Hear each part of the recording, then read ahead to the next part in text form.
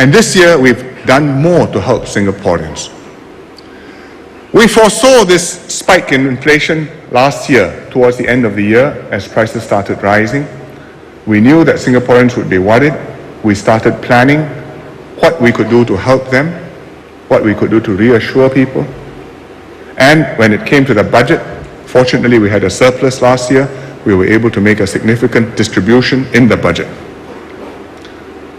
to help all Singaporeans, but especially for the middle income groups and even more for the lower income groups, needy.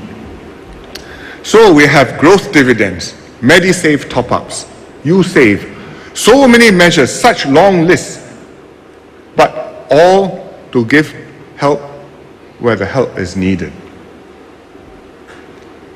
Besides the budget, we have many other measures to help the needy. For the lower income workers, we've got workfare to top up their income and savings. And this year, in the National Wages Council deliberations, we made a special one-off payment to the low-wage workers. We recommended it, and many employers have done it, because we knew that they would be pressed this year.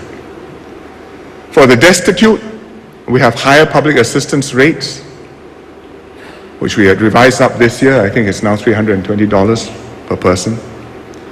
We've got ComCare, we've got MediFund. And for retirees, we have pushed up the CPF interest rate, which was one of the things we discussed here last year at the rally. 1 extra % interest on the first $60,000 of your balances. And it's come into effect this year, and it will help to preserve the value of your CPF savings for your old age. So it's helpful to retirees, it's helpful to the young people, and not so young, but not yet old. Overall, it's $3 billion from the government this year. And I think that's not a small sum of money.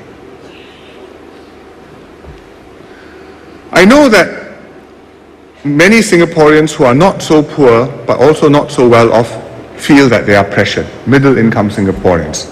And they feel that they're the sandwich class stuck in the middle. But when you ask who is a sandwich class, all the way from quite low down to quite high up is a very fat sandwich.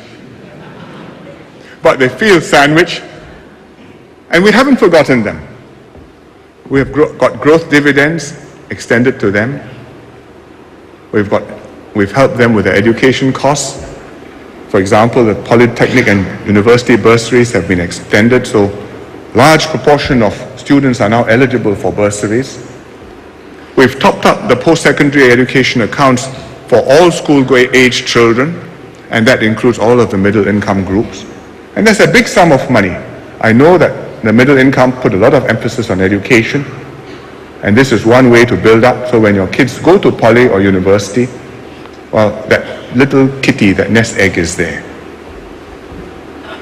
But overall, I think our most important strategy to help the middle income group is to keep our taxes low and therefore minimize your burden.